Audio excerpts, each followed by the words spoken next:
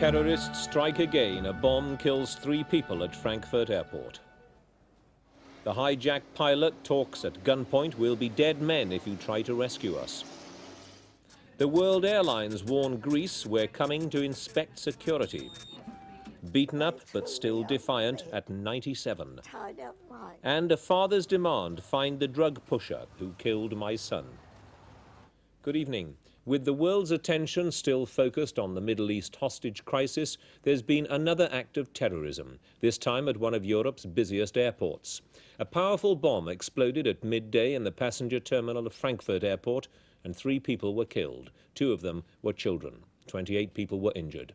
Police said they found another bomb left close to the first, but they managed to defuse it. Michael Cole reports now from Frankfurt.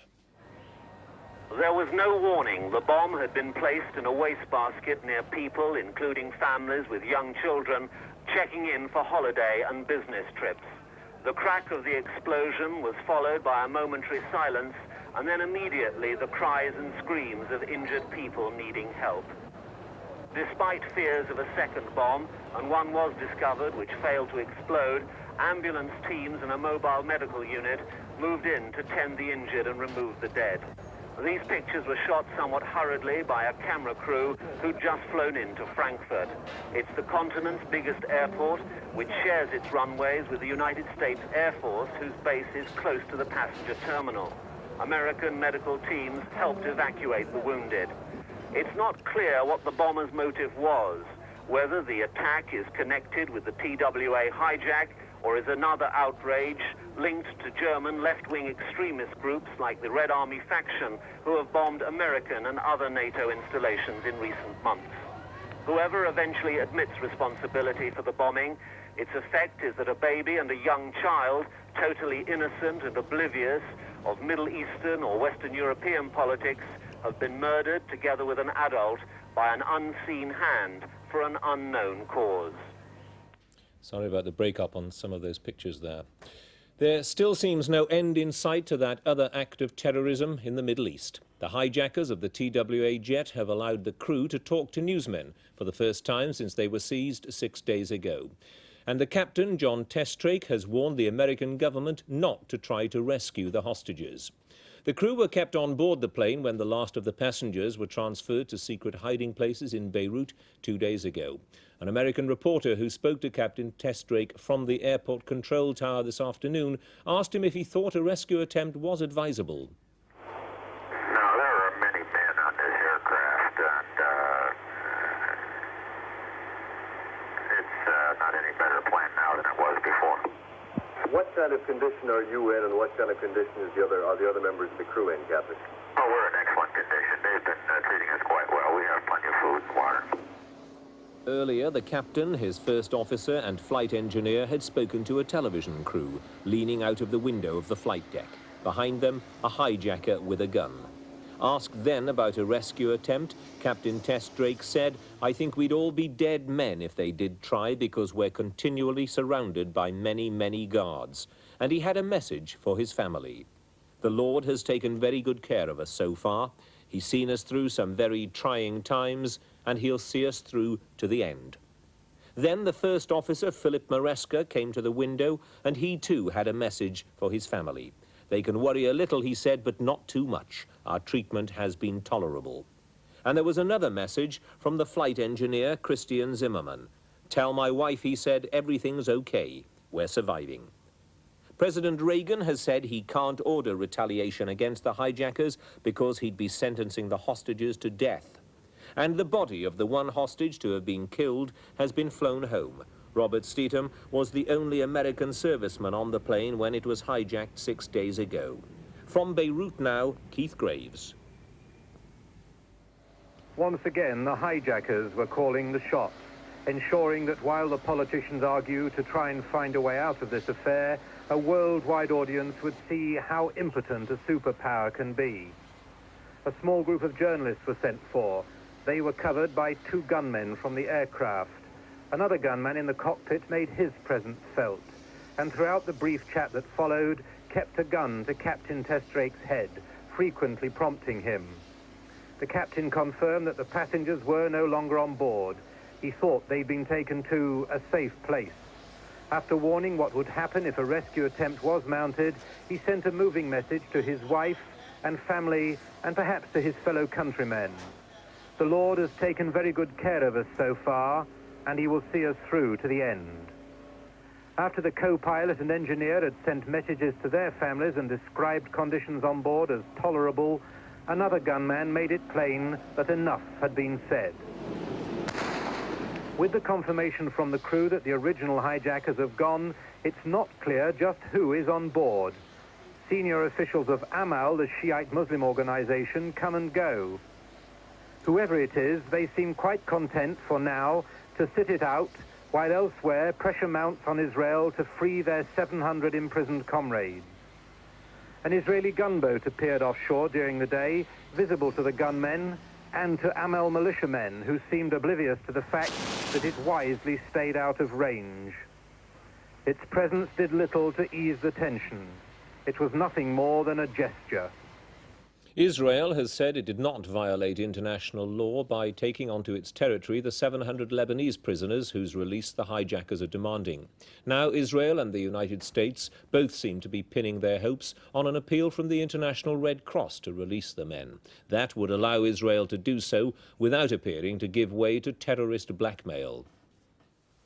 There's official relief over President Reagan's decision not to put Israel on the spot by formally requesting the release of the 700 Shiite prisoners.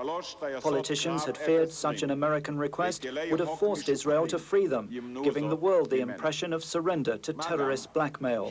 Israel has been ready to release these people, but they will not do it under gunpoint.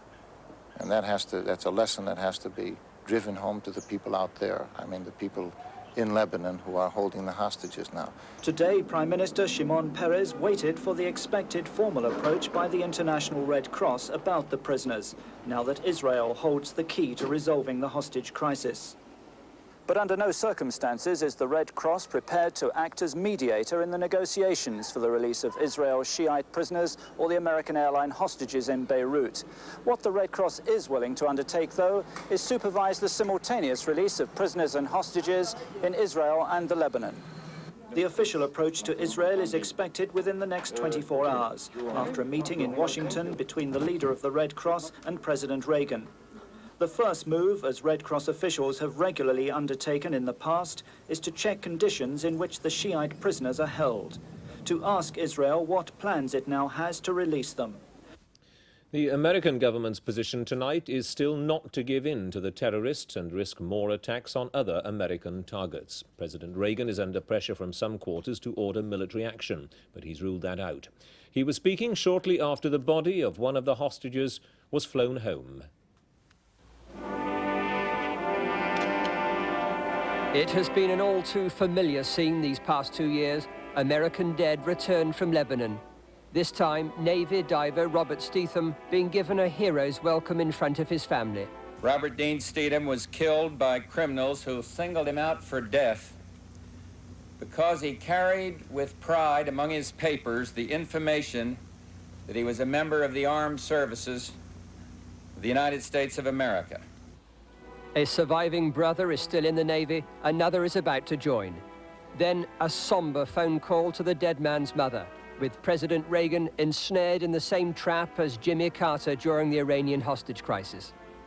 We trust, Mr. President, that you will do everything possible to ensure the safety of the return of, and I underline, all the hostages.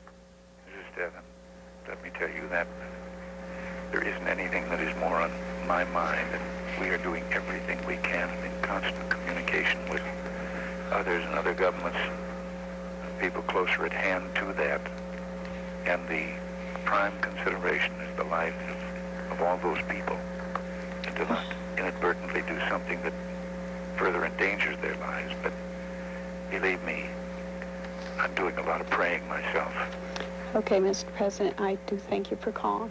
What has finally sunk into public consciousness here is that there's no magic formula, military or diplomatic, for securing an acceptable solution for American pride. Just how hamstrung the administration finds itself after years of threatening retribution against terrorists was graphically, painfully spelled out by President Reagan himself. It was the darkest hour, certainly, of his second term, and it drew from him a news conference of remarkable candor, an acknowledgement at this time of peril how little there was he could do. I'm as frustrated as anyone. I've pounded a few walls myself when I'm alone about this. It is frustrating. As he explained it, retaliation is not one of his options. Yes, I could get mad enough now to think of a couple of things we could do to retaliate. But I would probably be sentencing a number of Americans to death if I did it. Then he returned to the loneliness of his own ordeal in the White House. Last night's news conference was perhaps a watershed, the point at which the administration had to admit that there was really nothing it could do in the face of a major challenge. Or as a hostile witness, Senator Moynihan pointed out, it had to give up its fantasies of power. And the theme of no negotiation was taken up by the president himself tonight, introduced to a cheering crowd in Indianapolis as the man who had pulled the country from the gloom and doom of the 70s. He said he was doing all he could to get the hostages back. But let me say, we must not yield to the terrorist demands that invite more terrorism. We cannot reward their grisly deeds.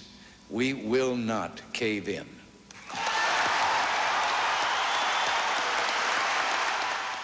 The White House hopes this message will carry all the way to Beirut. The International Air Transport Association, which represents the airlines, is sending a team of investigators to look at security at Athens airport. It's been assumed that the hijackers smuggled their weapons through Athens, but the Greeks say it's more likely that happened at Cairo, where the flight began. Americans have already been advised to avoid Athens airport.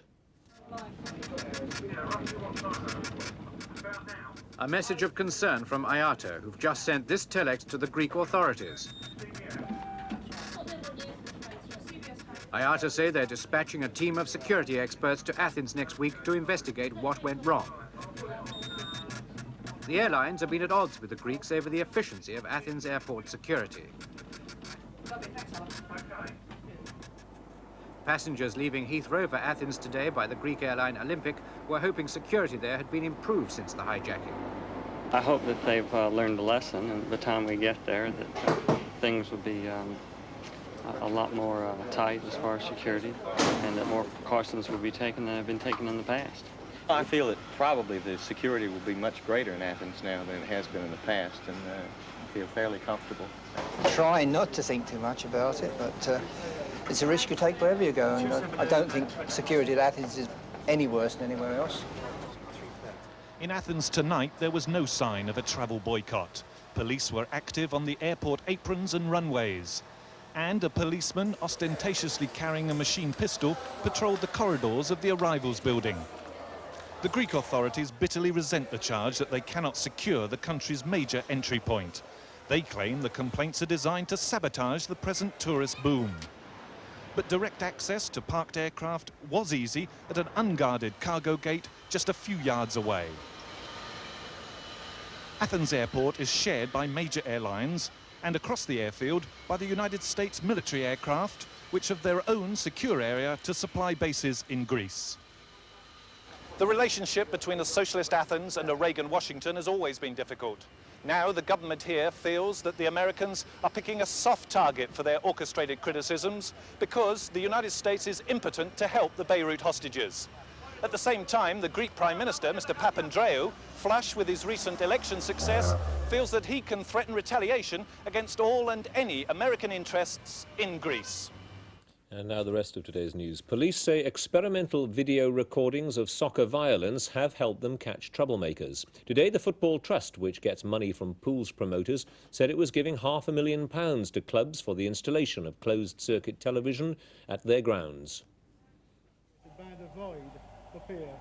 Video recording crowd trouble is one of the best ways of controlling football hooligans and getting them into court. Today, the Football Trust and West Yorkshire Police demonstrated just how effective it can be. The video, shot at Huddersfield last October, shows how Leeds fans started rocking the security fence. They were trying to break down a concrete wall to invade the pitch. Using the video and still pictures, the police pinpointed the troublemakers. 3 are still being sought by police, their photographs now on wanted posters. The video also captured this attack on a policeman by a Huddersfield supporter. Slowed down, the video shows the fan coming up behind the constable, who was making another arrest, and kicking him in the back. Identified from the video, the attacker was arrested at another match 2 weeks later and fined £150 in court. We had 65 arrests on the day. That's before, during and after the match. And then 11 arrests following the use of the video. And without the video, they would have got away with it? That's correct, yes. There was more trouble during Huddersfield's last match of the season. Portsmouth fans deliberately started fires. One even had his picture taken to show his mates. While this was happening, police at the ground were being rushed to Bradford because of the fire tragedy there. Video cameras will be at more football matches next season. Police hope they'll cut down the amount of crowd trouble. A coroner at an inquest in the Midlands has ruled that a drug addict was unlawfully killed by the pusher who supplied him. Christopher Fitzgerald from Rugby died from an overdose of the painkiller Parthium. He was 23. Now his parents want the dealer to be traced and charged with his manslaughter. Gavin Esler reports. Christopher Fitzgerald was 23 when he died, spending £80 a day on heroin. It was a habit, he said, he could handle. In January, a pusher sold him a very strong painkiller, Parthium. He injected it into his arm and died. From that moment, his father, David, began a one-man campaign to bring the pusher to justice, taking his message around Rugby town.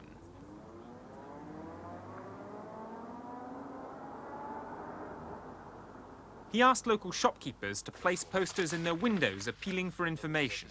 Now he believes he can name all the main drug dealers in Rugby and the ones responsible for Christopher's death.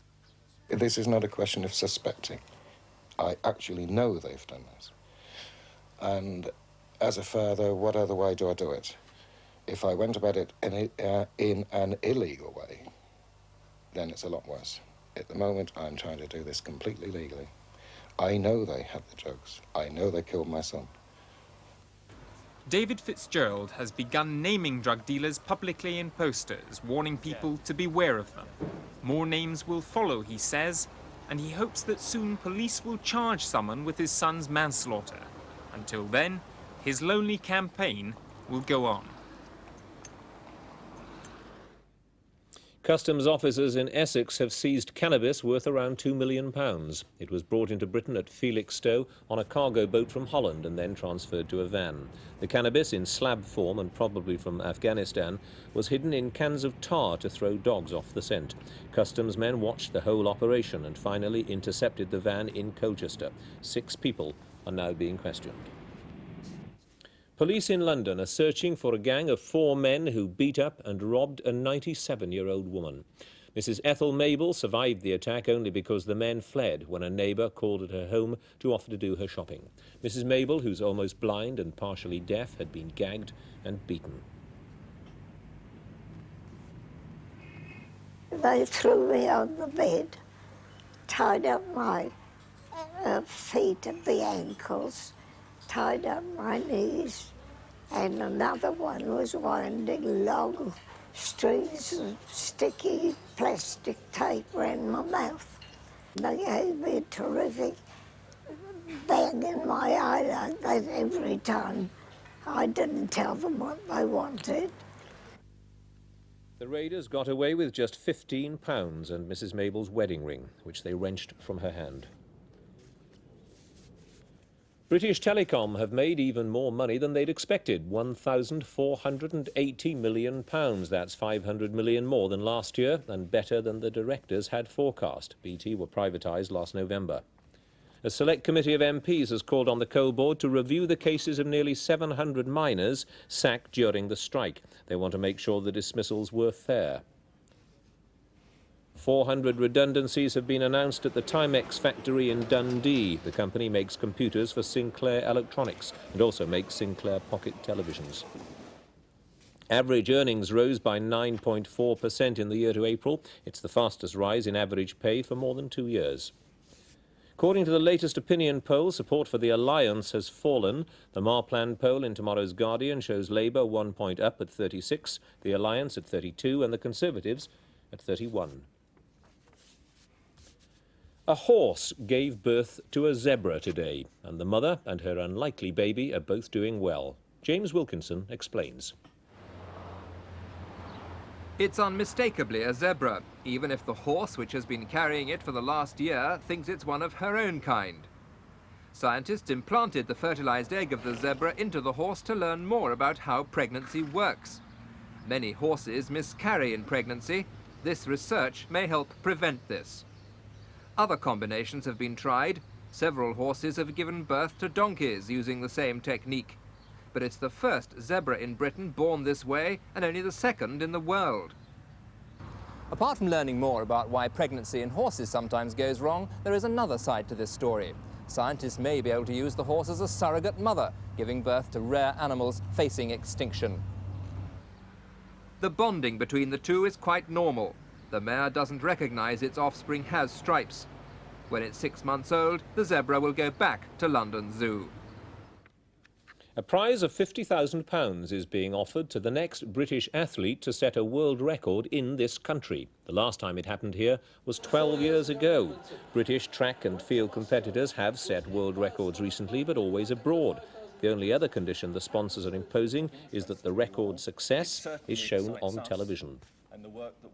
Cricket, Leicestershire are through to the Benson and Hedges Cup final at Lords. They easily beat Kent by 8 wickets, with England captain David Gower scoring the winning runs. The other semi-final between Essex and Middlesex was rained off. At Royal Ascot, today's big race, the Coronation Stakes, was won by the hot favourite Alba Hathry. The commentator is Peter O'Sullivan. And here comes the Queen's runner, Soprano, delivering a challenge on the stand side. Alba Hathry under pressure, top socialite. Soprano still making ground towards the stand side, 50 yards to run. Alba Hathry from top socialite and Soprano. Alba Hathry holding him, and as they come to the line, Alba Hathry's going to win it from top socialite, Soprano third. And the main news again. 3 people have died in a terrorist bomb attack at Frankfurt Airport. And the hijack has gone into its 6th day with no sign of an end to it. The plane's captain has confirmed that no passengers are on board, only himself and 2 other crewmen. And finally, after 40 years, a group of British war widows have at last been able to pay tribute to their husband's memory. The government paid for them to go to Japan, to the churchyard at Yokohama. For many of the women, it was the first time they'd visited their husbands' graves. Asakusa Temple, with its crowded courtyards, is one of Tokyo's most popular tourist spots. But these aren't ordinary tourists, they're war widows visiting the country where their husbands died as prisoners of war. They're the first group, sponsored by the British government, to visit the Far East since the end of the war. Their few hours getting a glimpse of Japanese life are just a pause on their way to visit their husbands' graves. Well, I feel I'm coming to see my husband. That's the feeling I've got, if that might sound silly, but I'm coming to visit him, if you know what I mean. Yeah, that is what it's all about. And then I should go back and I shall die happy. The final stage of their journey around the world is just an hour away by coach, but 40 years away in memories.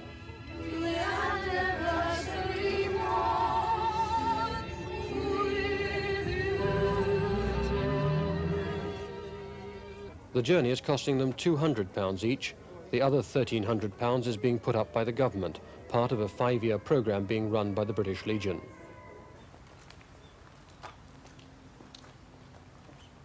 For almost all the widows, this was their first glimpse of their husband's grave. Most of the men buried here died in Japanese prison camps, badly, sometimes brutally treated, working long hours with inadequate food, medicine and clothing. Their families received little news, in one case just 3 postcards in 3 years, and only a handful of words on each. No, that's all the communication we had. And I was really thankful for this little card. To let me know, where he was eventually. And I was very excited when I got the first card because I'd had a son, a little son, that he didn't know anything about. And I got it about 10 days after he was born in July of 1942. By the time of the service of remembrance, the weather had taken an even more English turn. But despite the steady drizzle, the widows decided they'd rather hold the service in the open air.